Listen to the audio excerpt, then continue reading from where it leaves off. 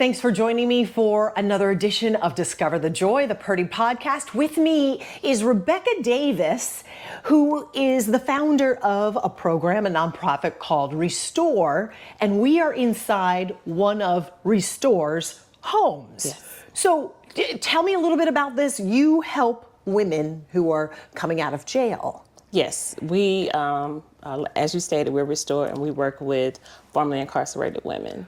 So what does that stand for? That means that they were in prison at one point. R.E.S.T.O.R.E. Yes. Oh, R.E.S.T.O.R.E, I'm sorry. Rebuilding ex-offenders successfully through opportunities, rehabilitation, and education. Okay, Yes. So you do a whole lot more than just give them a house Absolutely. to stay in and like a halfway house. Yes, absolutely. So how does the process work? Okay, so we have the opportunity to go into the prisons. They call it a reentry fair, where you have a group of community partners, you share what you offer, and if the ladies are interested, then they'll come up and have a conversation with you. And this is usually when they're 4 to 6 months out. Okay. So they'll come and they'll share their information, and we'll start communicating via email. I'll share the handbook, which is very structured. And I let them know that this is a handbook. These are the expectations. If you follow this roadmap, we can lead you to success. And so it's almost like somebody would be going to a job fair. Everybody's in one place? Yes. And they come in and they take a look and see where they would like to start their life outside of prison. Absolutely. So discovering your joy, this is your joy. It is. How in the world does that happen? How did you even start this process? I've always had a heart to serve people. I love people. I'll overlook populations, and of course women. We fall into that category oftentimes, especially if you've been incarcerated at any point. I was working at a major insurance company here in Florida for 19 years, and I was laid off. Well, I had an option to apply for a job within the company within 30 days or to take a severance package. So after talking to my husband about it, he was like, you've been talking about working in reentry. Maybe this is God's way of pushing you into that direction. So I went back the next day and told them that I would be, taking the severance package. And I started researching, and we landed here. Now that's a big move. You're talking about a career that Yes. you were in. Yes. And then to switch gears and go to the nonprofit. So it wasn't like you stopped working altogether. You were doing odd jobs. Yes. I was substitute teaching, which was amazing because it gave me the opportunity to work with children who were impacted, who were just as impacted. I remember I was at one of the schools, Martin Luther King Elementary, on the playground, and a little girl came up, and she was telling me that she wanted to see her dad. And I was like, well, where's your dad? She was like, well, my mom told me that he passed away, but my aunt told me he was in prison. So it was like story after story after story after story. So I had the opportunity to be on the other side, while doing the research of R.E.S.T.O.R.E and just trying to figure out exactly what direction I wanted to go in. Wow. Yeah, that was sad. I left the schools crying a lot of times, but it just kind of prepared me for where I am right now. So you were substitute teaching. Did you tell me you were also working in your parents' bakery, your family bakery? Yes, I did. I did work with them there for a while. So to help them get started, it's R.E.S.T.O.R.E Baking Company. You had opportunity to have a muffin from them this morning. I sure did. I tore it up. It was good. It was good muffin. Thank you for that. Yes. So I just love helping people. It's a new business. It's my family. And we all work together to make it happen. So what was it about women coming out of prison needing help, getting back into society? What was it about that intrigued you so much that's what you didn't join a church, you didn't, help kids who you met who needed help. This is what you feel is your calling. Yes, 100%. The fact that mental health and substance abuse are, 2 major reasons that women land in prison, right? Either supporting a habit or not being stable, getting drug charges or things of that sort. And mental health is near and dear to my heart because of, my struggles with depression and anxiety in the past. Mm-hmm. So, it could have easily been me. but for the grace of God, there go I. I say it all the time. It could easily be any one of us. And I'm really passionate about that. And I think that's what kind of led me in that direction. So what did you find in your research? Here in Jacksonville, we are, known for reentry here in Jacksonville, but there weren't a lot of services or houses for women. So that's why I chose that direction, went in that direction. I wasn't for sure what I wanted to do in reentry. I know that I wanted to work with formerly incarcerated individuals, but the more and more, I did research and talked to people at Operation New Hope, Prisons of Christ, to kind of see the need. It was housing for women and services. Okay, so you saw, okay, got it. So you Yes. knew the general aspect that you wanted to help with, and then just doing the research and being out there and seeing, you saw that open. A gap. Yes, I the believe in gap. filling gaps. Yes. Great word for that. Yes. So this has all happened very quickly. Yes. We, so I started research in 2017. We raised money from 2017 to 2008. 2020 is when we built the first house. So we had line dance parties. We had an annual fundraiser, and we raised the money for the house. The Jim Moran Foundation did help finish off the house at the end, but the community itself, and we're very thankful for them for doing that for us. But the community itself, $5, $10 donations, $20 donations, built the first house, and it's located on the northwest side off Commonwealth. And what I love in what you just said is that 2017 to 2020, 17, 18, 19, 20, that's 3 years Yes. of fundraising. Yes. I mean, wasn't there a time during that period where you were just like, this is taking forever? Yeah, but I've learned it's things are worth the wait. I have a cousin who reminds me of that all the time, that you just have to be patient and do it the right way the first time. Okay. And actually, he's the contractor over our project. So just helps me to just stay calm and stay patient and just wait, and it was worth the wait. Keep it focused. Yes. So building the first house, you got it. Yes. You're raring to go. We're ready. You want to help these women. We do. And they started taking advantage of you. What happened? It didn't go just smoothly when you first started. It did not, and it doesn't go smoothly today all the time. We're just starting out. Of course, I didn't know what I was doing. I'm just ready to serve. So we welcome women who, the Department of Correction reached out to me saying, we have a lady, and they came.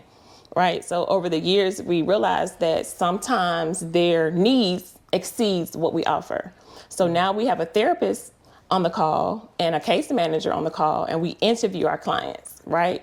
Now that we have data, we know things to look for. We know, things, the struggles that they may have. And sometimes it exceeds what we offer. So now we interview, and we can see the success rate is picking up. For example, now we know that when women serve longer times, they're usually more serious. When they're in a program, when they're actually doing the work while they're in there, they're usually more serious. So we have 4 years worth of data that we can utilize now when it comes to, because we really want to be intentional about getting women who's serious about changing. Because like I tell the ladies all the time, people choose to give us money. It's a choice, and we want what's best for you, and we want them to get a great return on their investment. So when you say that you are intentional now, and I remember we were talking beforehand, and what were some of the things that would happen that the ladies would use you for? An address. I've gone to Greyhound. A young lady just walked right by me like I wasn't there with a R.E.S.T.O.R.E shirt on and a smile to pick her up. She's like, oh, I changed my mind. I've been talking to you for 6 months. Or you come on Monday, you have someone pick you up Monday night and you're just gone, so it was, it was really hurt. Or you decide to, be out over the weekend, on a binge, so it was hard, and I cried a lot. Because you want to help. Because I want to help. But like I tell the ladies all the time, I can't want it more than you do. When you move, I move. If you're not moving, I'm not moving, and you're not going to be in the program, because we move in this program and we get things done. So now that you've got your therapist, your caseworker, you are interviewing these women, and when they are serious and they want to put forth the effort. So what happens once they join you? It's not that they come here and they settle down, nest, and they're just not like, an Airbnb okay. for sure. No, what did you say? I said it's nice, but it's not an Airbnb for sure. You gotta do the work. You know, they come in, and what's most important to me is dealing with that trauma and healing. You know, a lot of times people like, you get out of jail, you got to get a job, you got restitution, you got probation, and I get it. But until you deal with those deep-rooted issues, you're going to have a tendency to repeat those same behaviors. So we really focus on healing from the inside out, which means counseling. You know, it could be a life coach. You know, you have your case manager where you set up your plans. Like, what is it that you want to do? What are your initial needs? Like, what are your goals? Where do you see yourself 3 months from now? Where do you see yourself 6 months from now? And we partner with Operation New Hope, their Ready for Work program. So our clients go through their program, and it's a great organization, and they offer great things, and it helps them to get in that routine because they catch the bus, they go to training, you know, from 9, they get out at 3, they catch the bus back, because some of these ladies, they've been incarcerated for 20 years. So imagine, you know. It's like a whole mindset change. Absolutely. And the fact that someone is investing in them is different than they've seen sitting in prison. Absolutely, it is. And oftentimes when they come, you know, there's like, oh my gosh, this is so nice. And they feel like they're not even worthy. But I know that before they leave, once they cross the thresholds going out the door, they're going to, you know their worth and their value. And they're going to be, you know, ready for the world. So yeah, it's tough, but it's very rewarding to see, you know, when they get there, you know, get their driver's license, get their first car, you know, get their apartment, you know, get their jobs, reunite with their family, you know, have $5,000 saved in the bank. We're really serious about, you know, finances. It takes that, you know, to be a good steward in order to move forward and be successful. And you talk about this holistic approach, and that is you first tackle the inside. Yes. And then work on everything else to help them move through society. But, you know, it just sounds like so much, especially for someone who may be listening to this and is at that low point where they're just like, she's talking about a job. She's talking about get my own car. What do you mean? I don't even see myself doing that. So it's not like you say, okay, here's what you have to do. You were telling me that you go along this process with them. Yes, they get on a Greyhound bus. They come to Jacksonville. We'll meet them there. We'll take them to probation. We take them to Jacksonville Reentry Center to register. We make sure if they have any mental health appointments, we really come alongside them. And that's a lot of times that's all they need. It's just that support, somebody who loves and care about them, because a lot of times they haven't experienced that, not true love. So that, you know, that's our goal. Yeah, we step by step, you know, if you want to be successful, we can help you, but you have to do the work. You have to do the work. And this has been successful. Yes. So, I mean, you've got all kinds of entities that are pouring money and investing in you and your work. Yes. So we have the 2 homes right now, and we are in the process of building a quadplex. And that's where 4 homes are together, yes, kind of like it's a 4. star. So we'll have 2 1-bedrooms, then we'll have 2 2-bedrooms. So it'll be able to house 6 people. So they'll still have that sense of independence. They won't have the curfew and all these things. They still will get drug tested because we want to make sure, you know, everyone is clean, but they'll still have that sense of independence, yet sense of community. They'll have each other. They'll still have us. Like if they, you know, just need a maintenance, like counseling session, you know, we can still help them with that. Still help them with their finances to get them ready for that next transition. So we work strictly on the woman to prepare her for the children, the spouse, the family, and everything else.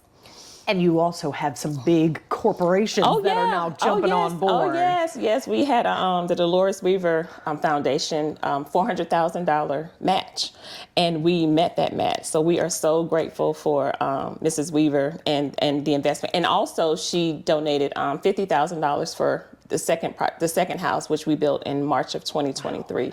And for those who don't know who Dolores and Wayne Weaver are, they are, if you're a Jaguars fan, Jacksonville Jaguars fan, you know who they are. They are the very first owners of the Jaguars. Yes, she is simply amazing, and she's really been supporting us. So she gave us that. We charged with $400,000 match grant, and we raised it with other corporations that we'll be sharing soon. So, and I know you had no idea this was going to be what it is.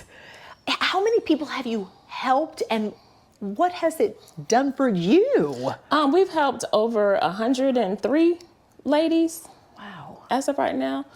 We had 57, I think was the last count that our statistician pulled that were from Florida Department of Corrections. And only 4 out of the 57 has reoffended, but none of them graduated from our program. So as of right now, we have 100% recidivism rate, which means they have not returned back for those who completed our program. So that's great news. That is fantastic That's news. great news. And that's what makes these big corporations want to invest Correct. in what you're doing. Yes. And for you, I mean, you're married, you got a family. Yes. So, you're right, and I'm sure this is like not a 9-to-5 job. No, it's all the time. So how do you balance that? How is you talked about your husband. You said how he said, hey, when you got laid off from your corporate job, maybe this is the time that you follow your heart and what God has said to you. And so An entire village. We have our case managers, we have our financial coaches, we have our counselors, we have volunteers, we have our fundraising team. It takes a village. We work with other corporations. We work with R.E.S.T.O.R.E. I'm a member of Northeast Florida Sober Living Alliance. It takes a village. It takes a village. The Women's Club, Women's Giving Alliance, the support.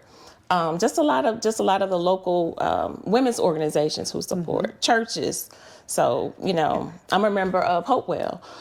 So it takes a village. It takes love from a lot of people. And how's your husband feel about all this? He feels good. He doesn't have an issue sharing me because it keeps a smile on my face, and he's very supportive. He pushes me out. He's like in the corner kind of, guy, but he's there to support me all the way. And I love how you put it. I know you have a stepdaughter, but you put it, how did you say it? A bonus daughter. A bonus daughter. Yes. I want to use that for myself when I talk about my bonus daughter. I have a bonus daughter and 100 other daughters, who we support. So yeah, I'm excited. Do you think, and has this fulfilled your joy? Absolutely. It brings me joy. Anytime I can help someone. My grandmother used to say, if you can touch one soul along the way, then your living is not in vain. So we're just trying to reach one soul at a time. And then they reach their children and their children's children. So we're not only impacting the women we're served, we're impacting generations. We're just, ridding generational curses. So we're excited about it. How does that make you feel that you... I give God all the glory and the praise, and just for, giving me a heart to serve. Like my parents, I grew up in a small town in Georgia. They've always instilled in me just helping. I grew up in a community where anybody in the community could get on me if I were out of line. That's how I grew up. And, it is just, and they're so proud of me as well. But like I tell them all, it's because of the village, that helped rear me, is where I am today. So I'm grateful. I give God all the praise. And I have a great board. They're very supportive. It's just a blessing. It's a blessing. I'm excited. I can feel it. I can feel your excitement. And I know that you invited a couple of the ladies here. Yes. So we're going to talk with them. Absolutely. All right. We're going to go meet them over here on the other side. Let's do it. Rebecca has introduced me to, and I am going to do this the entire discussion. This is Tarlexus. Yes. Tarlexus is such a Yes. unique name. Thank you. That I'm going to keep looking at my notes every time and Valerie. And thank you both for joining us. And this is very interesting because, Rebecca, you were saying to me the importance of why you wanted me to meet a couple of the ladies who have come through your program. Yes, we have Valerie, who's a newbie. And then we have Tarlexus, who's a veteran and now turned mentor. So, yeah.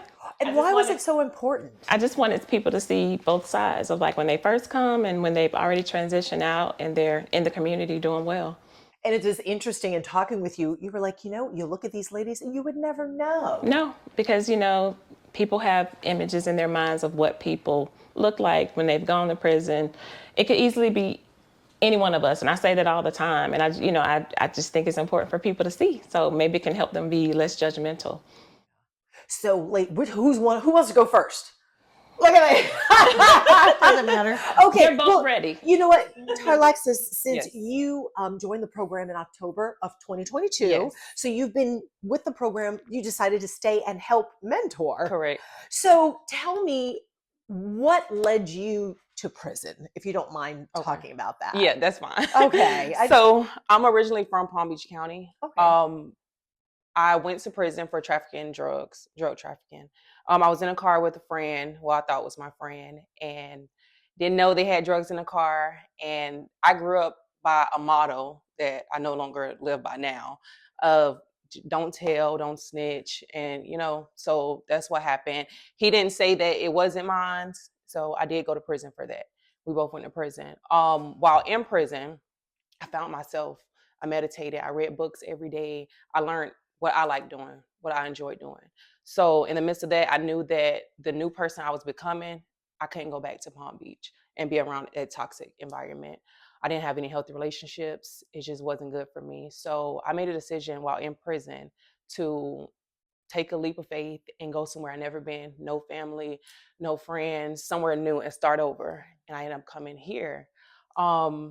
And I came to Restore House. How did you even hear about it? You were in Palm Beach. Well, I was in prison. Oh, okay. Right. So when I got to prison, when I got to prison, I did, there were different programs, many different programs. Mm-hmm. And I was originally supposed to go to St. Pete for a program, but they were booked at the time. I ended up coming to Jacksonville, knew no one at all.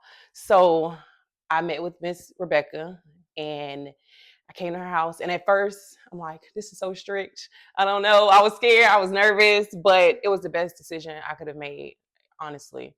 I came here. I didn't think I needed counseling or therapy. I really didn't. And I did. I really did. And that was the best thing as well. So what made you realize that you did need the help? Because I knew I couldn't do it on my own. I knew that I didn't want to be back in that situation. I knew I wanted more. I deserved more. I knew I was smart. I knew that I had goals. I had dreams. And I knew that I would never be able to fulfill those goals or needs back home in that same toxic environment. Mm-hmm. So I said, I got to do it on my own and figure out, even if I got to go somewhere where I've never been before, I can build healthy relationships and start over. So that's what pretty much. So what was it? I mean, you talked about the strict rules you knew that Restore had. What was it about this program though that you could have picked any? Matter of fact, you tried to go to one that was booked. Right. So you know what I mean? So what was it that caught your attention about it? Well, I spoke to Miss Rebecca beforehand, before I even entered the house. We had a conversation briefly. And it was just good energy, good spirit. I heard about the things that she was doing, the different available programs she had as far as counseling, therapy, helping with getting my career, getting a career job, and not just working at a regular job, which is fine. But I wanted more of a career, and even though the rules were strict, but it was definitely worth it. I needed that. I needed to be in somewhere that I was disciplined. And Miss Rebecca is amazing. She pushed me, and I don't know where I would be without Miss Rebecca. Wow. Yeah. Now, Valerie, let me ask you. So you just joined in February. I mean, it was a couple months ago. Mm-hmm. So tell me about your story. How did you end up in prison? I've been in and out of prison 4 different times. I've been to jail multiple times. I've done rehabs, just everything. I was a serious drug addict and living that life. And I went to prison this time and I was in the Joy program, which is like a Bible-based structured program. And I developed a relationship with God, and I decided that I truly wanted change this time. And my director pushed me and pushed me and pushed me to get in contact with Rebecca.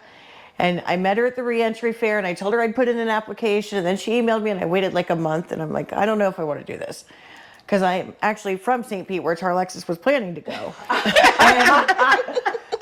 I knew that I shouldn't go back there, but in the back of my mind, I'm like, well, I could go back there and just stay away from people, but I know that I can't do that. So I waited about a month to respond to Rebecca, and I'm like, okay, I decided I'm going there.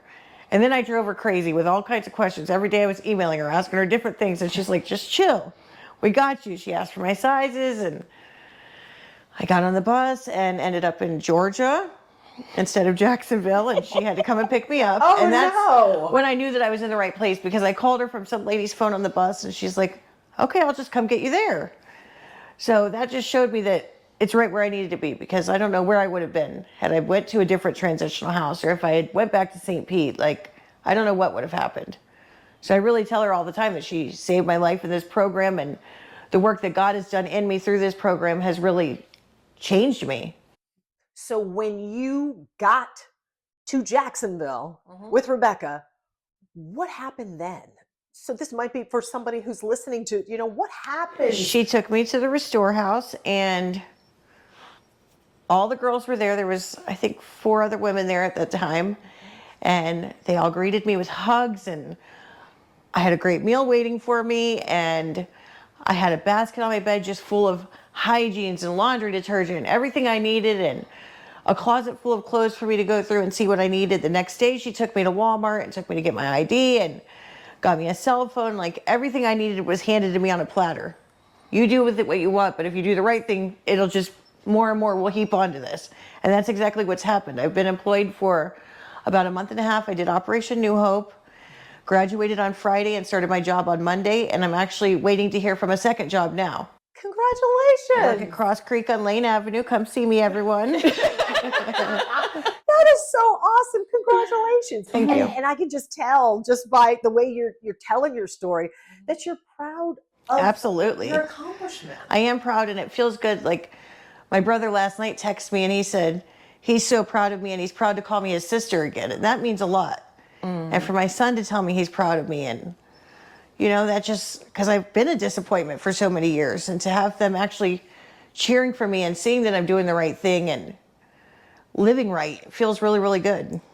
Now, it's not an easy choice to make. Oh no, it's not easy, but it's so worth it. Like I said, I've been in and out of the drug life for so many years, and I didn't know you could have so much fun sober and laugh so much, and just that there's a whole world waiting for you out there if you're just living right, and you have money in the bank, and you can go out to dinner and have a good time without getting drunk or getting high or any of that. Oh my goodness. Like I just want to hug her. I just feel, I'm just so excited for you. And so how long do you stay with the program? Is there like a certain cutoff time? I don't know how that works. Is it? No, I mean, we have a lady in my house that's been there for 2 years. It's when we're ready to move on.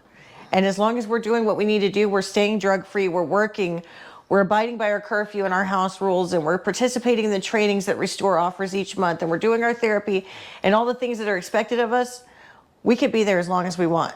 And when we're ready to transition out, they work with us every step of the way and help us secure our own housing. And the main thing is, if we do what we need to do, they're there for us to help us every step of the way. When you had to make that decision, I mean, you had been in and out, and I'm guessing that you were not thinking about your future long term. You were just trying to survive what was going on. Right, I was scared to death to come up here because I'd never been to Jacksonville. I didn't know anyone in Jacksonville, and every time I think about it, it's the best decision I've made in a long time. I don't regret it. There's not one day that I've been out that I say, gosh, I wish I was back in St. Peter. Dang, I wish I didn't come here. No, every day I'm like, God, I'm so thankful I'm here. And now you have goals, you have dreams. Yeah. So tell me about, what's something that you see yourself doing in the future? I don't know. What do you think about as far as your future? I mean, at some point down the road, I'm going to have my license. I'm going to have a car. I already got a nice little chunk of change in the bank, but I'm going to keep adding to that. I'm going to have my own place, but right now I'm just focusing on today and getting through today and each day after. But I like what you said. You said, I'm going to. Oh, yeah. You Yeah, didn't I say, I hope. No, I'm or, going to. I'm wishing, I'm praying. You said, I'm going to. Definitely. Which is like the attitude that you instill Yes. in Yes. these ladies. Absolutely. Yeah, this isn't a landing spot. It's just like A transition. it's what is it? A takeoff. A building block. Yeah. A stepping It's a stool. foundation. I got Yeah. them all. Come on. Yeah. We're not here forever, Oh, no. Yeah. but we're part of the R.E.S.T.O.R.E family forever. Oh, yeah. Gotcha. That's true. And I also wanted to ask, darn it, Tarlexus. It's fine. I'm going to write that name on. You are now mentoring people. Correct. Are you, is that an easy thing to do? Because you have the benefit of hindsight. Mhm. and you can look at someone and see their potential. Mm-hmm. So, what do you say to someone who is coming out of where you were? Right. And they look at you and they're like, there is no way I'm ever going to be that polished or that poised or that anything. What do you say to them? Do you tell them your story first? Yes, I do. And it's pretty easy because I'm living my truth. So I just be completely honest with them because I want to be relatable as well. So they know that I've been there. I've been there. I've been in dark spaces where I thought I wasn't going to make it out. I had no way out. And what I didn't realize was sometimes your way out may not be the easiest. It may not be with white horses and carriages. You know, my way out was prison. So I went to prison. I learned myself, and I had time to think about what I wanted to do and actually sit myself down. So I would tell them anything I would tell myself in the past, my younger self, like give yourself grace. There's going to be a way out and you're going to get through it. Just keep looking forward. And in the time of you're out or where you feel like, you know what, I just want to give up or whatever, just know like it's going to work out. It's going to work out. But you have to do right by your time, your downtime. You have to, and invest in yourself. So, and I feel like the best thing to do is to get out of whatever environment you were in before. Get out of that environment and get around completely different, positive people because it's so easy to just fall back into that negativity. Okay. And so I just really I talk to them like I'm talking to myself, my younger self. And it's pretty easy. It flows really well. I mean, I'm just being genuine and honest. So yeah, these girls are amazing. They really are. They really are. Let me ask you, with the mindset that you have, the survivalist mindset that you have when you're in prison, because nobody's looking out for you but you, without an ulterior motive. How do you trust someone, especially you didn't know Rebecca from a hole in the wall? So how? It's trusting God first and knowing that if I'm faithful to him, he's going to be faithful to me. And he's going to put all the right people in my path that need to be here, and he's going to remove the ones that don't need to be. And you're holding up your end of the deal by doing the work. Absolutely. Yes. Got it. Thank you, Valerie. Tarlexus. It's fine. I get it all the time. Rebecca, thank you so much for allowing us to take a look at what you're doing. This is amazing. Thank you, and hopefully you can, Valerie can give you a tour of the place before you leave. Mm-hmm. All right, let's go. I'm ready. This is Restore House 2. Okay, so this is where ladies come from prison. Yep, this is the house that was built in 2023. Gotcha. Okay. This is the newer house. They're both set up identically. This is our guest bathroom. That's the house manager. There's an on-site house manager. She's been here for quite a few years. Okay. And she has this room by herself, and this is her bathroom, and when guests come, they use this restroom. So she's here just kind of like to maintain. She's a client. Okay. She's a client. She's just been here a long time, and she's kind of help maintain. kind of helps everything, yeah. Gotcha. The flow of the This is home. one of the bedrooms.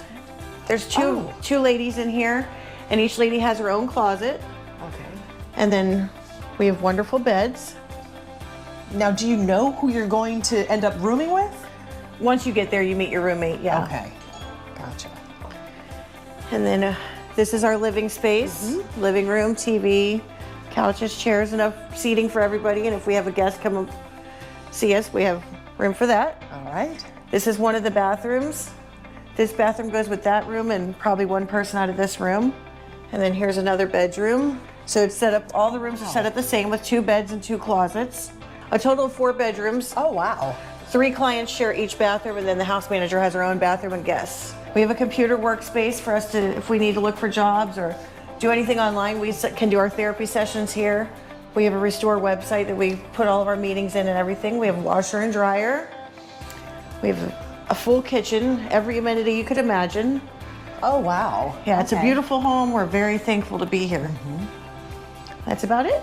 And we have a back porch. You have utilized all this space. I mean, it's You wouldn't think it was this big from the outside. and it feels like a home. Yeah, and it's like for some of us, it's the nicest place we've ever lived. And maybe we have 4 or 5 roommates, but we all get along and we're all like a sisterhood and a big family.